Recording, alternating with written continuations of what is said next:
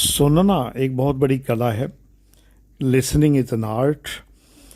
Listening is very good communication, although it is a partial communication. हालांकि एक ये आधा कम्युनिकेशन है, लेकिन सुनिए ज़रूर, लोगों की सुनिए। सुनने से ज्ञान प्राप्त होता है, बोलने से ज्ञान प्राप्त नहीं होता है। अभी बच्चों, आपकी उम्र सुनने की है। अधिकतर लोगों को सुनिए, वृद्ध लोगों को, बड़े लोगों को, वरिष्ठ लोगों को सुनिए। जो लोग आपसे ज़्यादा जानकार हैं उनकी सुनिए। जैसे आप YouTube पर वीडियो सुनते हैं, देखते हैं, उनसे बातें नहीं करते, इसी तरह से आप अपने से बड़ों की बातें सुनिए, उनसे पूछिए, उनसे जानकारी प्राप्त करिए, उनके जीवन के अनुभव पूछिए, वो आपके काम आएंगे ज़रूर। ऐसा नहीं कि बड़े बूढ़े लोग पुराने हो गए, सड़ गए, बर्बाद हो गए, आपके ज़माने की बात और है, आपके ज़माने में तो कुछ होता ही नहीं था, ऐसा नहीं है। कई बार लोग मुझसे कह देते हैं कि जब आप PCS हुए थे तो वो ज़माना अलग था, तब कोई कंपटीशन ही नहीं था, आज के ज़माने से कोई मुकाबला नहीं है। बेटा, तब वो ज़माना अलग नहीं था, 4 ऑप्शनल सब्जेक्ट होते थे। आज तो आप लोग बिना ऑप्शनल के PCS करते हैं, और 13 पेपर होते थे, 2.5-3 लाख लोग बैठते थे, सबकी कॉपियाँ चेक होती थी। प्री नहीं होता था कि जो कंप्यूटर से चेक हो गया फिर मेंस हुआ, वो नहीं होता था। सबकी कॉपियाँ चेक होती थी, 3 साल लगते थे चेक होने में। एक रिज़ल्ट 3 साल बाद आता था, 3 साल से पहले PCS का रिज़ल्ट नहीं आता था। इतना कठिन एग्ज़ाम था ये, और सीधे डायरेक्ट कंपटीशन होता था। कितनों से? 2.5 लाख 3 लाख लोगों से। आज के ज़माने में कंपटीशन बहुत थोड़ा सा होता है, क्योंकि प्री में तो कंप्यूटर छांट देता है बहुत लोगों को, असली कंपटीशन तो मेंस का होता है। तो ज़माने सभी महत्वपूर्ण हैं। ये कह के बुज़ुर्गों को इग्नोर मत करिए कि आपके ज़माने में तो कुछ होता ही नहीं था, आज के ज़माने की बात अलग है। आज के ज़माने की बात अलग नहीं है। आप उनकी सुनिए, आप ये समझिए कि वो आखिर किन अनुभवों से गुजरे हैं।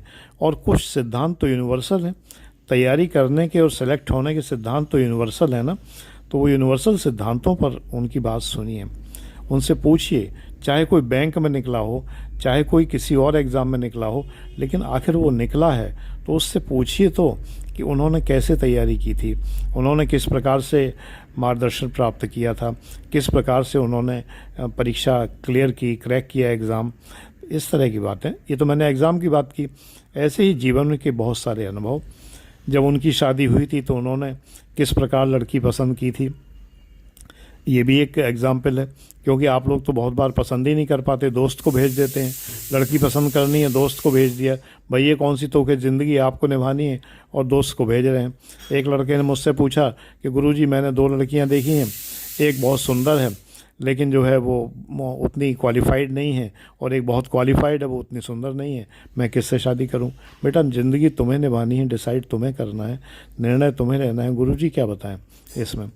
तो हमेशा मैंने एक वीडियो बनाया था कि राय किससे लेनी चाहिए। राय वही व्यक्ति दे सकता है जो आपका सहभागी हो, यानी जो आप जिन चीज़ों का अनुभव आप लेने जा रहे हैं उस अनुभव में वो सहभागी हो, तभी वो आपसे राय दे सकता है। आप एक दुकान खोलने जा रहे हैं तो आप पार्टनर की राय ले सकते हैं, जो पार्टनर हो दुकान में आपका, क्योंकि आपका हानि लाभ उसका भी हानि लाभ होगा, उसकी राय तो चलेगी। लेकिन एक अपरिचित व्यक्ति जिसे ये नहीं पता कि आपके अंदर कितनी क्षमता है, कितनी कैपेसिटी है, आप चला पाएंगे कि नहीं दुकान, तो वो क्या राय देगा? चाहे वो गुरुजी ही क्यों ना हो, मैं क्यों ना हूँ, लेकिन मैं आपको राय तो नहीं दे पाऊँगा ना। इस प्रकार की कई लोग कहते हैं कि गुरुजी मेरे पास टाइम नहीं है, मुझे राय दीजिए कि मैं तैयारी किस प्रकार करूं। अब बेटा, मैं क्या राय दूं आपको कि तैयारी किस प्रकार करें? ये तो गलत बात हुई ना। तो इसलिए आप राय उन विषयों पर बुज़ुर्गों की लीजिए जिन विषयों पर ली जा सकती है, जिन विषयों पर राय लेना उचित है, उन पर आप उनकी राय लीजिए, आपके काम आएगी, डेफिनेटली काम आएगी। लेकिन मैं आपको अपने जीवन की बात बताता हूँ, मैंने अपने जीवन में कभी किसी से राय नहीं ली। 69 ईयर्स का हो गया हूँ, अपने जीवन में मैंने किसी से राय नहीं ली, अपने बुद्धि से निर्णय लिया, और मुझे अपने किसी निर्णय पर पछतावा नहीं है आज दिन तक। यदि निर्णय लेने पर वो काम गलत भी हो गया तो मैं संतुष्ट रहा कि कोई बात नहीं, निर्णय मैंने लिया था, गलत हो गया तो उसका परिणाम भी मैं ही उठाऊंगा। अगर निर्णय गलत हो गया कोई बात नहीं, मुझे पछतावा नहीं है, क्योंकि निर्णय मैंने लिया, पूरे होशो हवास में लिया, पूरा सोच समझ के लिया। तो उसमें गलती होने की संभावना नहीं रही। प्राय मैंने जीवन में कोई गलत निर्णय नहीं लिए। सारे निर्णय जो मैंने लिए, जितने भी निर्णय लिए, ईश्वर की कृपा रही कि सारे निर्णय सही हुए। एक आध कोई गलत हो गया तो कोई बात नहीं, उसका मुझे कोई पछतावा नहीं है।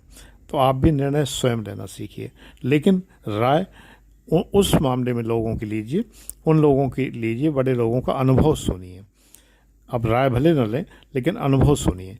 केवल उन मामलों में ही राय लें जो मामले राय लेने के लिए उचित हैं, उन मामलों में राय लें। अब आप करियर के लिए अगर किसी ऐसे बुज़ुर्ग की राय लें जो करियर के विषय में कुछ नहीं जानता, तो अब आप सॉफ्टवेयर इंजीनियर हैं और आपको जो है तमाम देश विदेश के ऑफ़र आ रहे हैं, तो इस विषय में कोई बुज़ुर्ग जिससे बिल्कुल इस बारे में नहीं पता है, वो आपको राय नहीं दे पाएगा ना, वो आपको निर्णय स्वयं लेना पड़ेगा।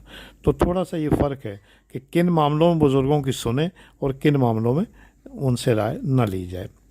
ये आज मुझे बताना था आपको।